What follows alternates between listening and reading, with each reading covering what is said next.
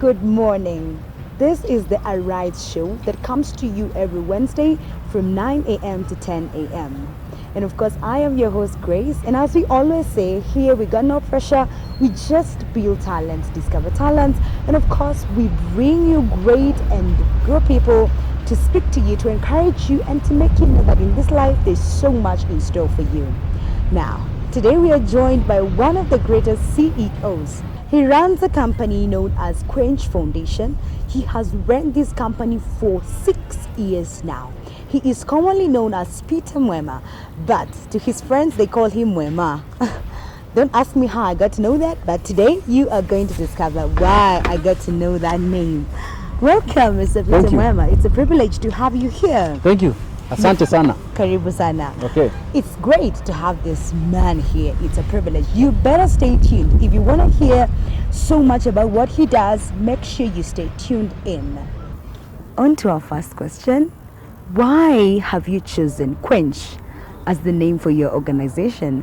At least I know that name is used for quenching our thirst. I also know it is a name that is on one of those juices we take here in Kenya, Quencha. Yes, so why did you choose the word quench? As you have rightly put it, quench is just like quenching thirst. The way I'm going to use the word to explain itself.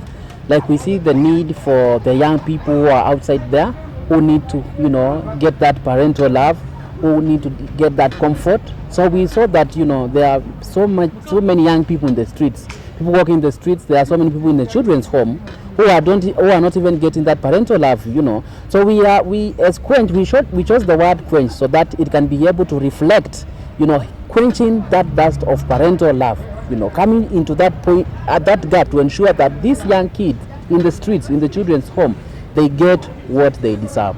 What are some of the success stories you have? For organizations, we've had them say, we have one of us who is working for the government. We have one of us who is working in the hospital as the main doctor. We have, so many success stories for organizations. What can you say about your organization?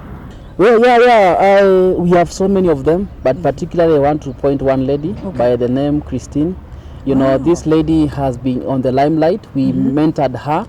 And the same Christine. Yes, wow. we really mentored her. Really? Yes, we identified her and we put her on our programs to ensure that she gets whatever she has to get. No, wait, I need to know this. Is it Christine Deba? Yes, that one. Exactly. Wow. Yeah, so we saw the gap. She needed us as Quench, so we helped her, and we are glad to report that she's doing out there, and she has all the reason to put a smile at the end of the day because we came to her life and improved a lot. Yes.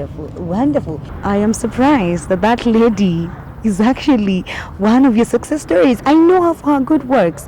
She's really good in charity work, and it's amazing to know that she has come from Quench organization. Yeah. Now, of course, every organization has challenges.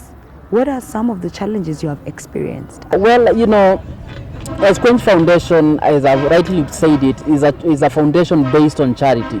So charity, we just spend our own money without getting there are no profits. So one of the biggest challenges that I can say is financial constraints, because we spend our money, we don't get money from outside. We have no external sources of money. So we are inviting donors to come and finance us, or sometimes it may take time. So one of the major challenges is financial constraints. And of course, sometimes we try to go and solve some issues that affect the government, like peace, mediation, and whatever. Some of these things are politicized. So when we go outside and step on matters of government, there is that intimidation. So financial constraint and government intimidation are some of the major challenges that I can say so far we have faced as Quench Foundation. But of course, we have ways to maneuver through the challenges and ensure that we are in a position to whereby the foundation is up and running and our objectives are met as Quench Foundation. Now, the government has a lot to play, especially in terms of building the young people, helping the helpless, helping the street children. What can you recommend the government to do as far as what you're doing is concerned? First of all, when you look at the parliamentary system, the Senate, the governance, it is bombarded with so much old people. What does that one tell you about the young people? They are being disenfranchised. They are being secluded. So we can say that the government has not played its role to ensure that, one, we have proper representation, two, the young people grievances are addressed. So I think that is one of the most critical points. And I want to give you a fact that one of the books written by a renowned writer, Chinua Achebe, in his book Things Fall Apart, he said that these young people are like the suckers who will grow old, or will grow after the old bananas are normal. So here young people are not given the platform, the privilege to, you know, have a successful education program, have a successful talent. And one of the key things that we are putting as Quench Foundation is to ensure that people who have talents are given the tranquility of the environment to explore. Musicians, actors, name of all of them. So we are bringing all those people on board to ensure that they are able to get what they deserve. Could you kindly give us your parting shot? And don't forget also to tell us how we can get you your contacts, your email address, whether you're on Facebook, Instagram, you know, such things, kindly. All right. My parting shot is very simple.